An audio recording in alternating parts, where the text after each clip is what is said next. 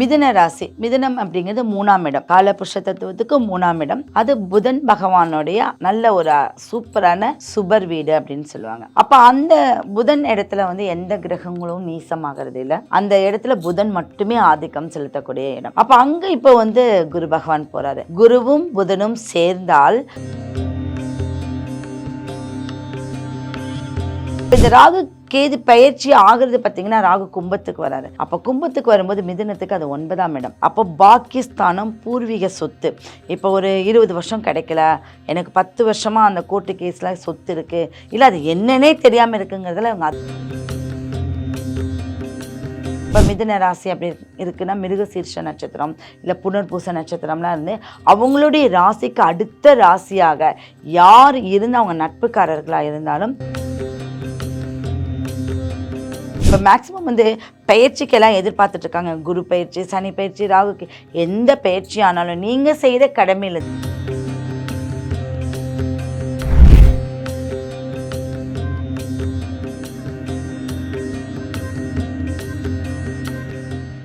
Real one ஆன்மீகம் நேயர்களுக்கு வணக்கம்.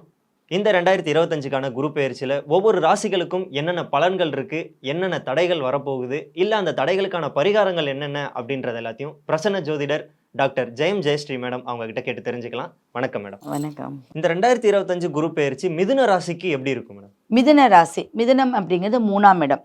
காலபுருஷ தத்துவத்துக்கு 3ஆம் இடம். அது புதன் பகவானுடைய நல்ல ஒரு சூப்பரான சுபர் வீடு அப்படின்னு சொல்லுவாங்க. அப்போ அந்த புதன் இடத்துல வந்து எந்த கிரகங்களும் நீசமாகிறது இல்லை. அந்த இடத்துல புதன் மட்டுமே ஆதிக்கம் செலுத்தக்கூடிய இடம். அப்போ அங்கே இப்போ வந்து குரு பகவான் போகிறாரு.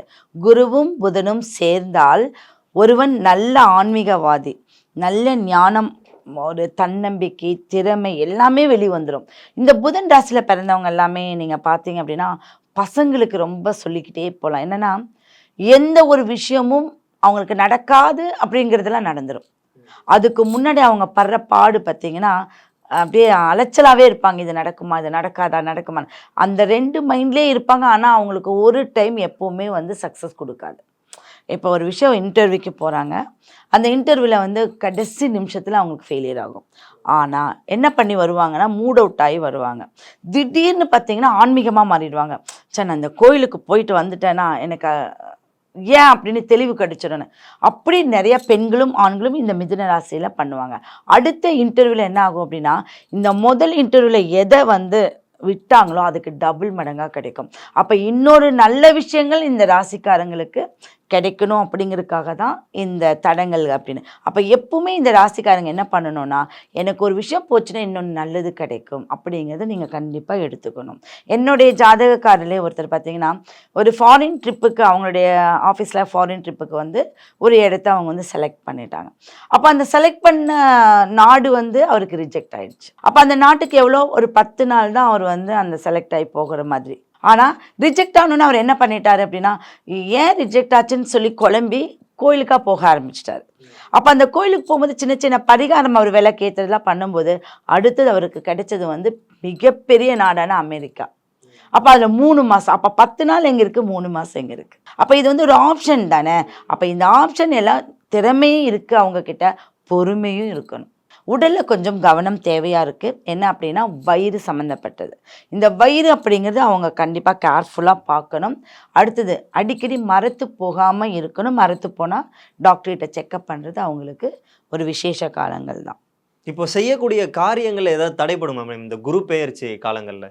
திருமணமானவங்களுக்கு எந்த பிரச்சனையும் இல்லை, அப்படியே ரன்னிங்க போயிட்டே இருக்கும். திருமணத்துக்கு மட்டும்தான். ஏன்னா இவர் குரு வந்து இந்த ராசிக்குள்ளே இப்போ வராரு. குரு நின்ற இடம் அது வந்து ஒரு பெரிய பவர் இருக்காதுன்னு சொல்லுவாங்க.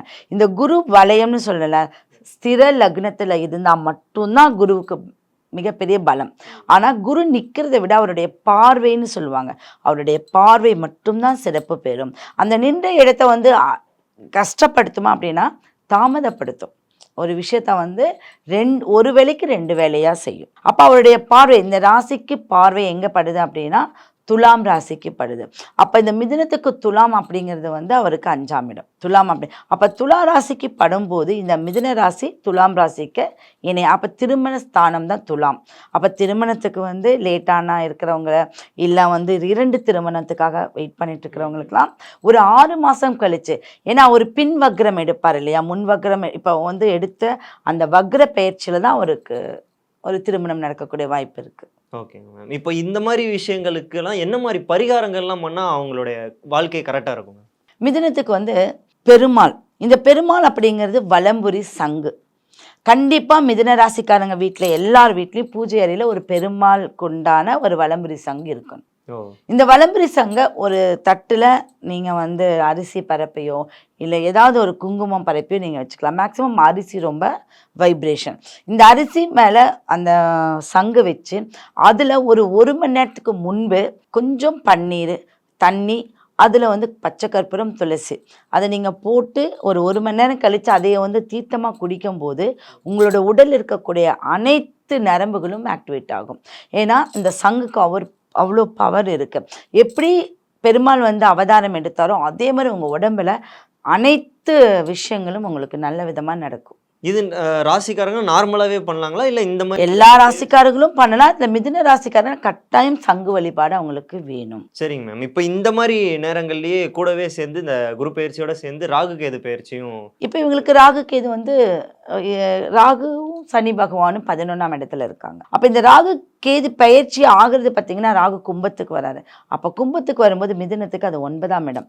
அப்போ பாக்கியஸ்தானம், பூர்வீக சொத்து. இப்போ ஒரு 20 வருஷம் கிடைக்கல, எனக்கு 10 வருஷமாக அந்த கோர்ட்டு கேஸில் சொத்து இருக்குது, இல்லை அது என்னன்னே தெரியாமல் இருக்குங்கிறதுல அவங்க அதிர்ஷ்டவசமாக அனுபவிப்பாங்க.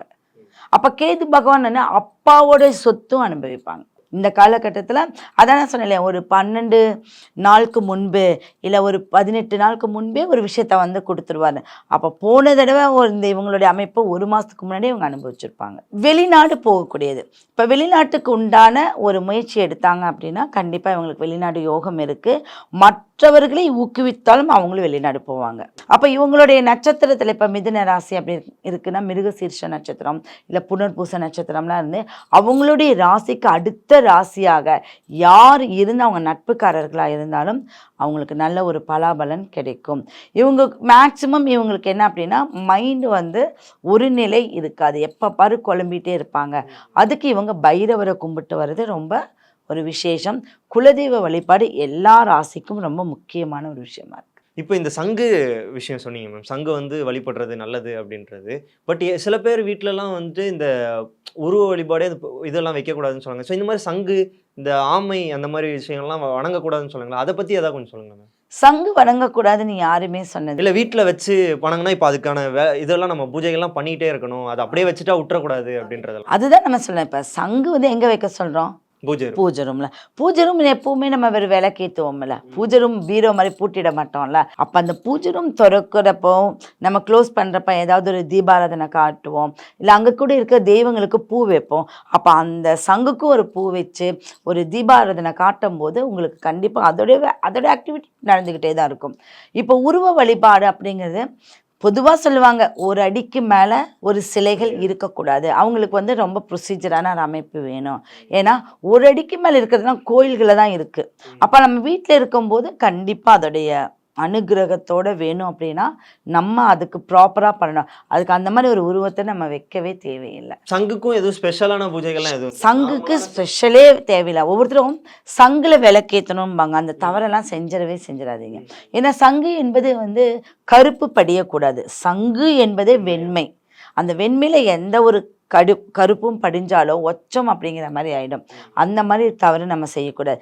சங்கு தீர்த்தம் நீங்கள் கேள்விப்பட்டிருக்கீங்களா? சங்கு தீர்த்தம், அந்த தீர்த்தத்தை தான் குடிக்கணுமே ஒழிய நம்ம நெருப்பாக அதை யூஸ் பண்ணக்கூடாது. ஓகே. இப்போ அதுதான் மேம் என்னோட குழப்பமாக இருந்துச்சு, அதை தான் உங்ககிட்ட கேட்டு தெரிஞ்சுக்கணும். கண்டிப்பாக. ஏன்னா இதை வந்து ப்ராப்பராக ஒரு யூஸ் பண்ணும்போது எல்லாத்துக்குமே நல்லது. இப்போ மேக்ஸிமம் வந்து பயிற்சிக்கெல்லாம் எதிர்பார்த்துட்ருக்காங்க. குரு பயிற்சி, சனி பயிற்சி, ராகுக்கு எந்த பயிற்சி ஆனாலும் நீங்கள் செய்கிற கடமையிலேருந்து தவறாதீங்க, நீங்கள் செய்கிற பிரார்த்தனையிலேருந்து தவறாதீங்கன்னு நான் சொல்கிறேன்.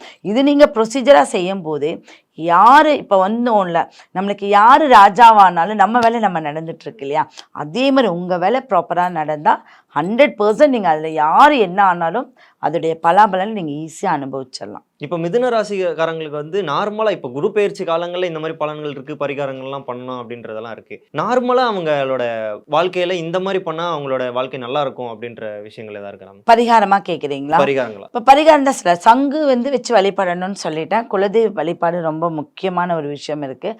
அது போக மிதுனத்துக்கு பெருமாள் கோயிலுக்கு போயிட்டு வாங்க. ஏன்னா அந்த ராசிக்காரங்க என்ன பண்ணுவாங்கன்னா தூங்கிட்டே இருப்பாங்க. ஓ, ரொம்ப ரொம்ப சோம்பலாக இருப்பாங்க. இப்போ ஒரு தடவைக்கு ஒரு வேலை செய்யணும்னா செய்ய மாட்டாங்க. அதை 4 நாள் தள்ளி போடுவாங்க. அந்த சோம்பலை நிவர்த்தி பண்ணுறதுக்கு ஸ்ரீரங்கம் போகணும். அந்த ஸ்ரீரங்க கோயிலுக்கு அவங்க போயிட்டு வரும்போது இந்த அயன சயன போகம் அப்படின்னு சொல்லக்கூடிய ஸ்தானம் இவங்களை விட்டு போகும். ஏன்னா அங்கே பெருமாள் படுக்கையில் தானே இருக்காரு. அப்போ அந்த பெருமாளை உச்சி முதல் பாதம் வரை பார்க்கும்போது கண்டிப்பாக இவங்களுக்கு ஒரு நல்ல ஒரு வைப்ரேஷன் இருக்கும். இவ்வளவு நேரம் இவ்வளோ சுவாரஸ்யமான விஷயங்களை எங்களோட ஷேர் பண்ணிக்கிட்டதுக்கு ரொம்ப நன்றி மேடம். நன்றி.